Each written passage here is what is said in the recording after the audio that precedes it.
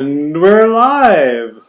Hey Ooh, everybody, this is Howard Jacobson with Plant Yourself, Well Start Health, Sick to Fit, and Sarah Bofinger. How's it going? woo, good. How are you doing? Good, good.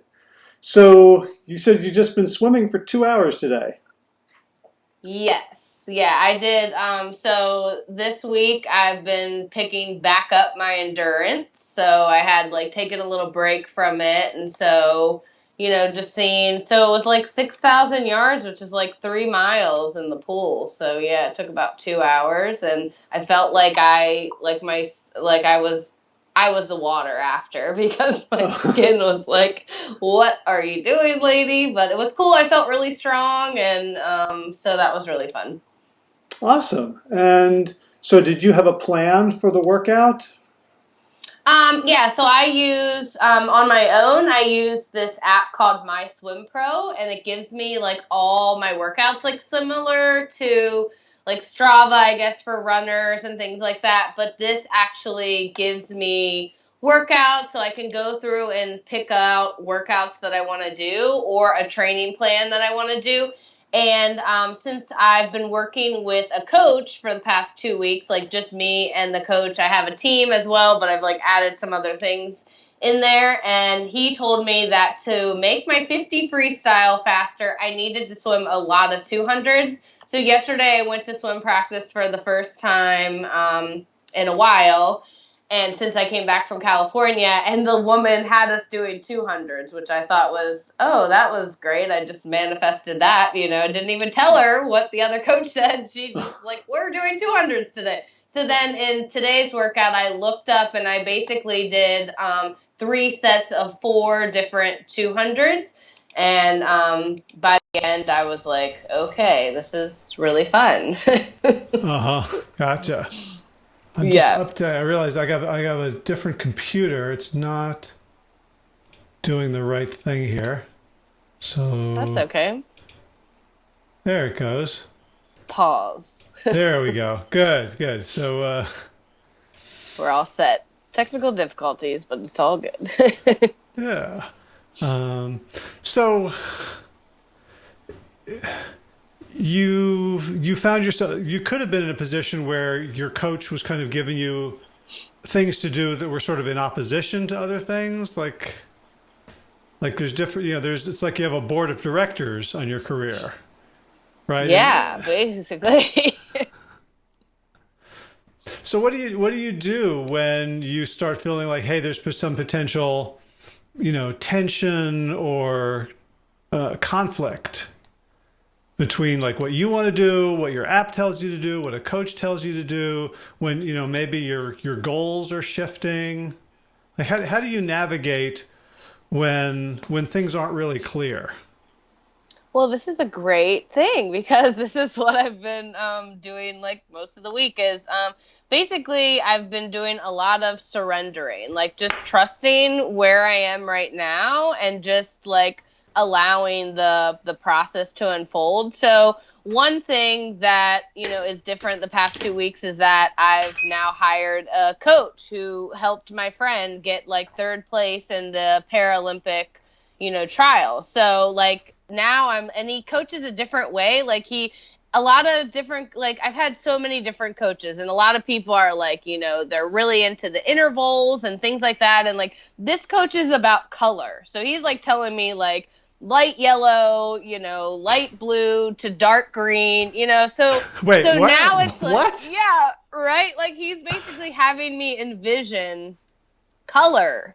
Like, so it's not about like the time now. Like, now I'm envisioning like what color I need to do to get me to my time. And it's like working pretty well. Cause like last week when we were doing it, he was like, okay, this set we're going to do all out dark green. And then I was only 3 seconds from my lifetime best 50 free at the end of practice. And I was like, okay, this is like, so it's like telling a car, like green means go, right? So you're telling me green means go, I gotta go. Like, I forget the see. time.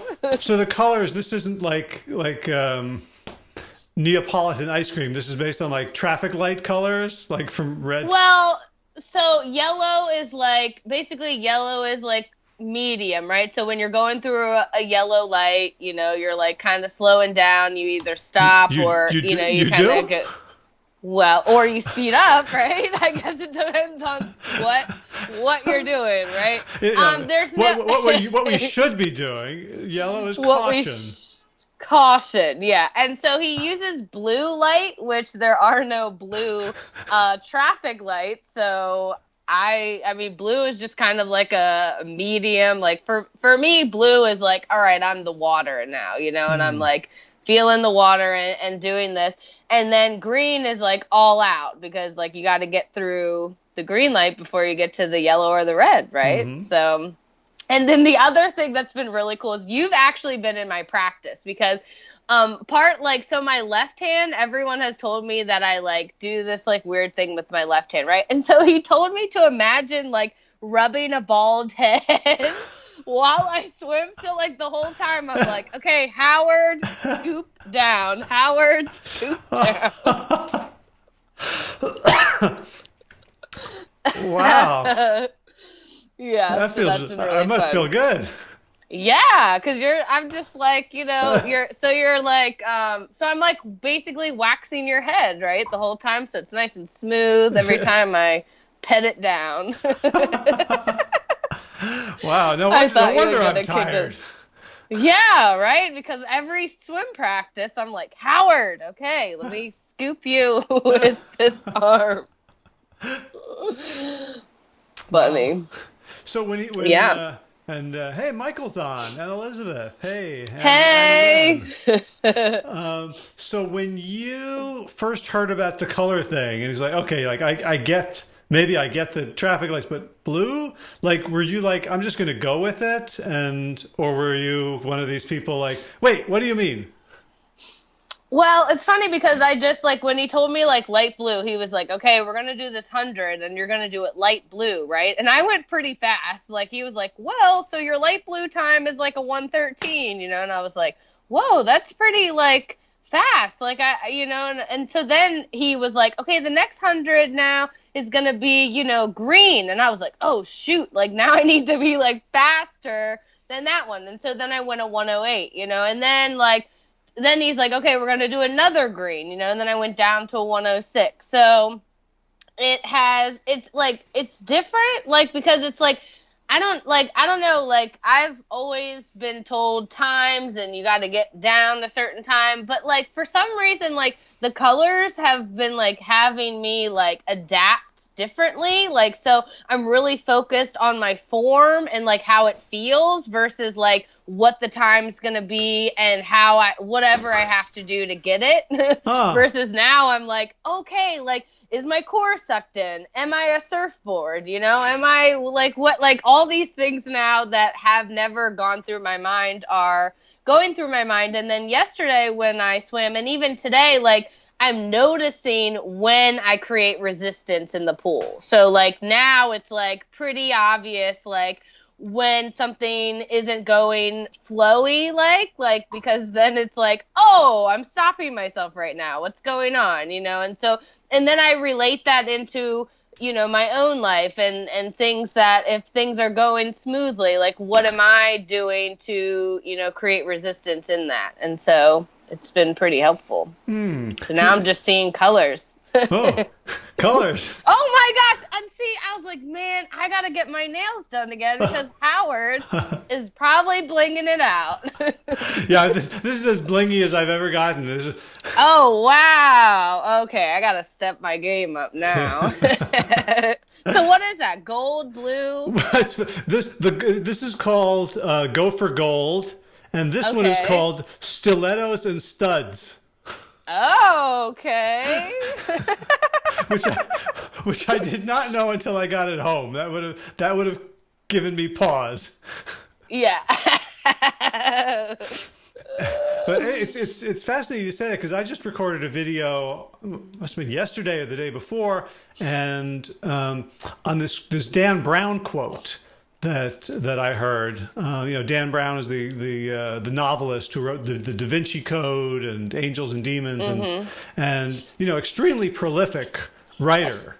And people were asking like, what's your process? And like a lot of writers go for like I do 2,000 words a day, and he was saying like, Mm-hmm. no, don't like hold really loose to output, but be really strict on process.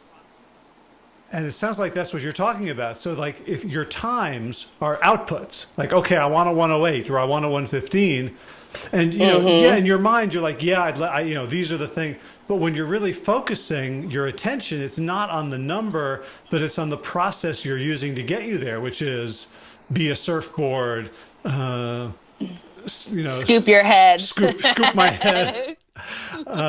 So you're focusing where you have agency, right? Where you're holding on to a tool, and you're focusing on the tool you're using rather than the next tool over on the wall or the hole you're trying to dig.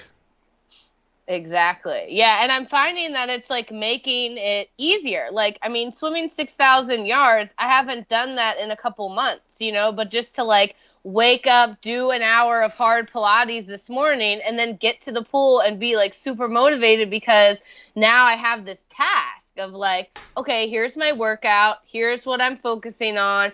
And, yeah, like maybe it's challenging, but I know that at the end it's going to feel really great. And like I'm able to use my body in ways that I have never used it before. So it's pretty exciting at the same time. So how does this help normal people who aren't doing what you're doing? Let's say people. Well, yeah, so I was like, as I was swimming, actually, I was like trying to relate this to like, the person on the couch, right? So like there's, somebody that's on the couch, they're like thinking about doing something, right? Whether it's like walking, or maybe they want to change their diet, or maybe they want to adapt some new, habits, and like how could this, relate to them? And so what I was thinking about is just like, well, what is one focus point that they could, focus on? Like instead, like, okay, so my goal is I want to run,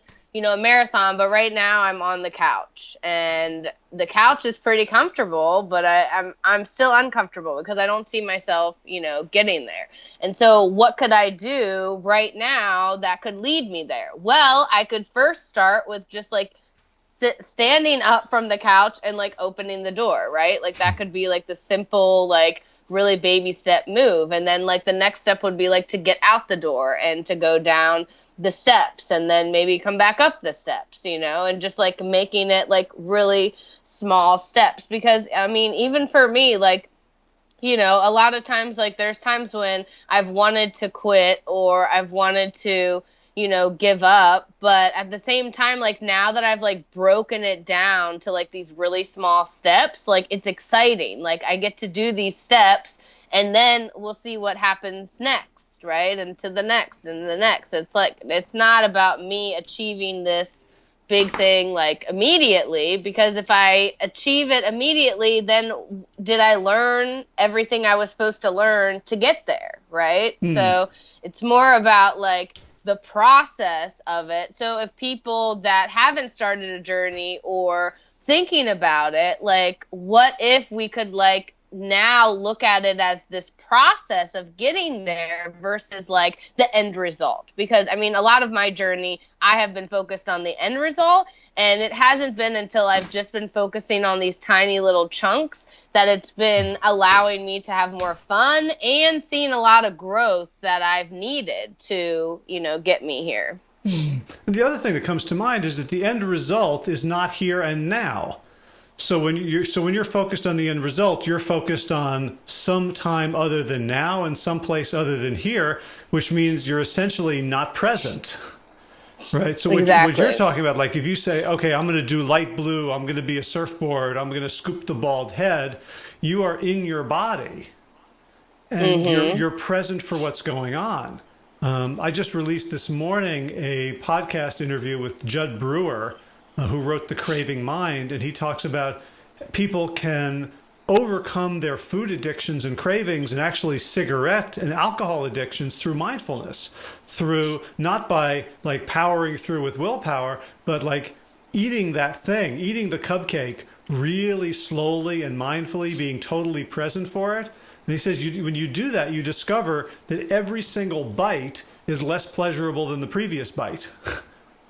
Right? Mm-hmm. Right? Yeah. Like the first one is amazing, and then after that, it's like, oh, well, I just better keep eating, and then I'll have another one and another one, right? As opposed to the foods that are good for us, where if you're eating a plate of broccoli with this delicious sesame sauce, like every one is like better and better and better Mm-hmm. until you're full.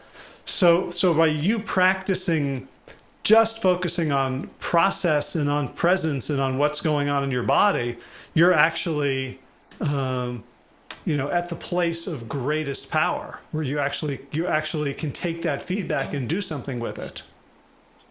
Yeah, totally. And I mean that, and I've even changed, like I was doing a bunch of journaling and I've even changed like what I'm journaling now. Like before it was like, this is what I did at this time and this is what I did at this time. And now it's like, okay, like what did I get out of today? Let's do a summary of today. And what did I do? Like what did I find? What happened in my day?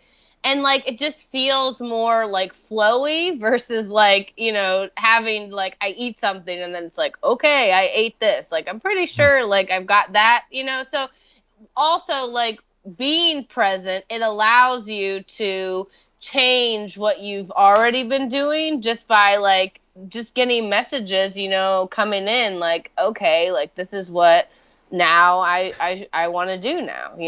Yeah, I don't know if you ever played video games, but there was this game that I used to play down the shore called Pole Position. It was one of the first like first person driving games, and I was Ooh. terrible at it.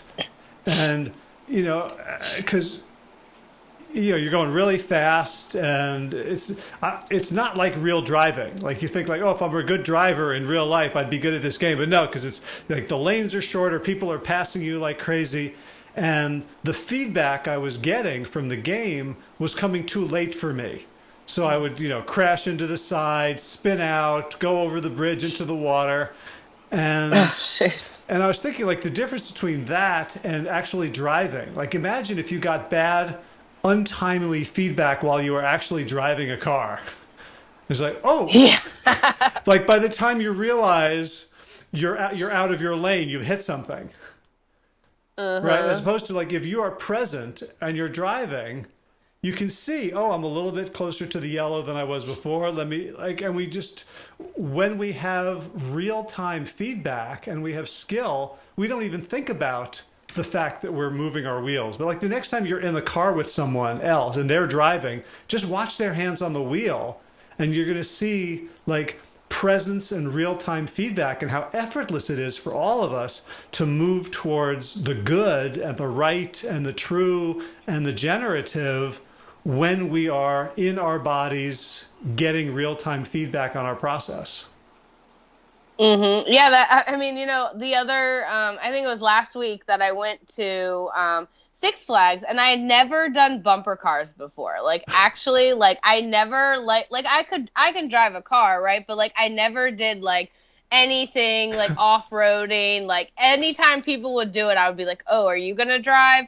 So my friend was like, "Oh yeah, let's do, bumper cars." And again, like I caught myself going like, "You going to drive?" And she's like, "No, like we do this by ourselves." And so I found myself like, like kind of like sweating, and I was like, okay, Sarah, like all you have to do is like, be in the moment. And then like I became like so good. I was like bumping these people. I was like a sniper, like going around. But it was because like I didn't allow that fear of like the unknown, right? Because like a lot of our time and space that like gets in our head is like, oh my gosh, like what if I'm not good enough? Or what if I don't do this practice right? Or what if I can't drive this car? Or what's going to happen? But then it's like, well, what if none of that happens and I can like sit here and create that, And so it like that, like doing bumper cars at 33 for the first time. And it was so much fun, I was like, okay, like this is why kids do this, Yeah.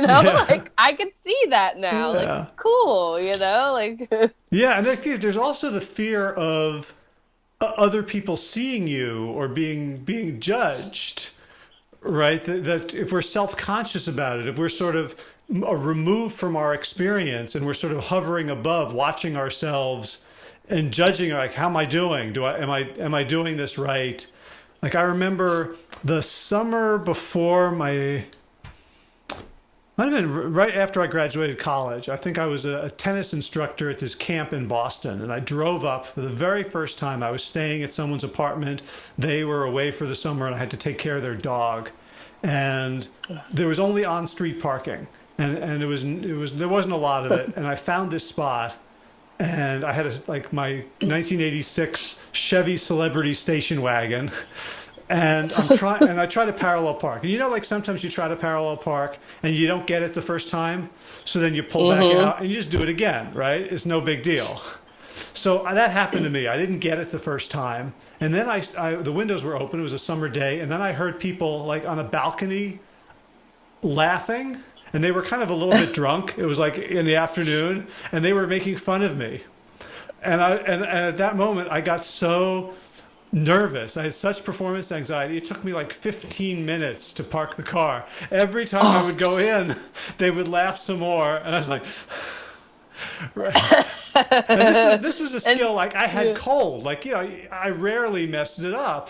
But because of that sort of feedback, and by feedback, it's like, actual, like you put the speaker next to the microphone. It just kept getting louder and louder in my head and worse and worse and worse. And, it's because like I was no longer in my body. I was now up there on the balcony with a bunch of drunk jerks making fun of myself. Yeah.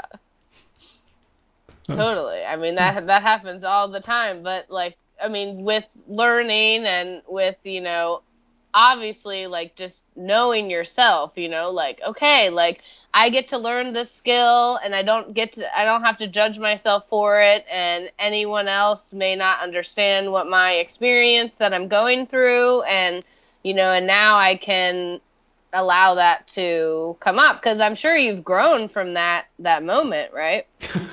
I never thought about it. I just felt like this was like a really long clip that's not going to go in my highlights reel. But now it is in your highlight reel, right? Yeah.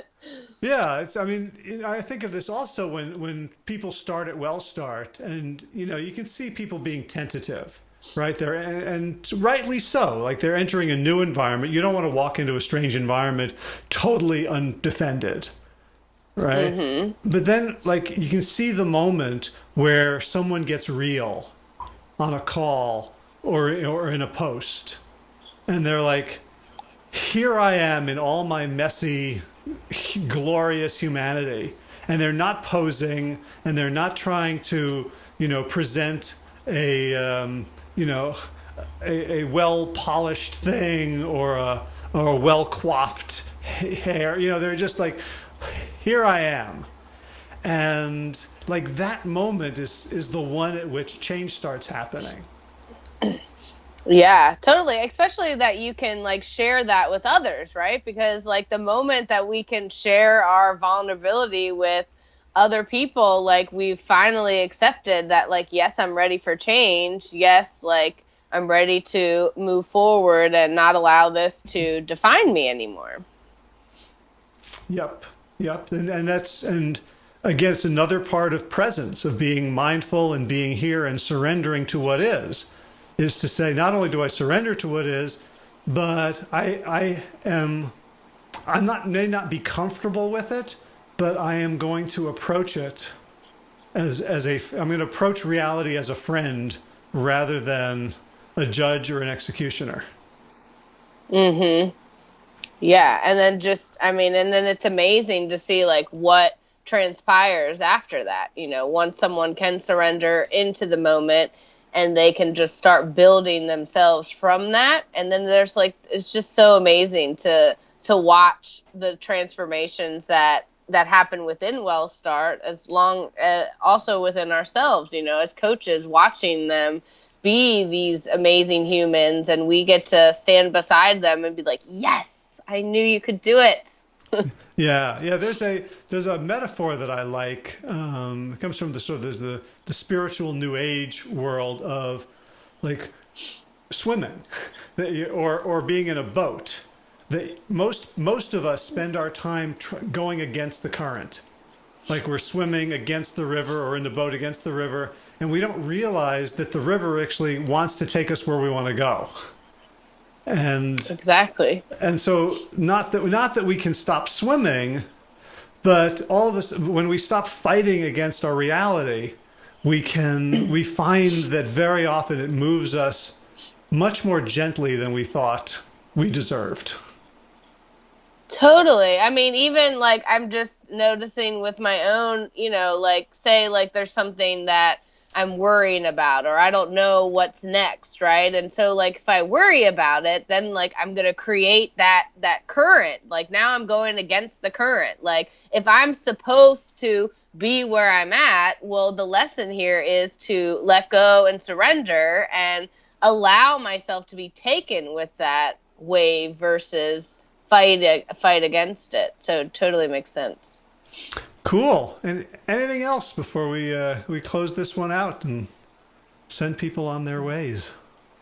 Well, I just want to say that I'm just so grateful for you, and I just love being able to chat and hang out on Tuesdays. So thank you. Well, thank you, and I really appreciate you scooping my scalp.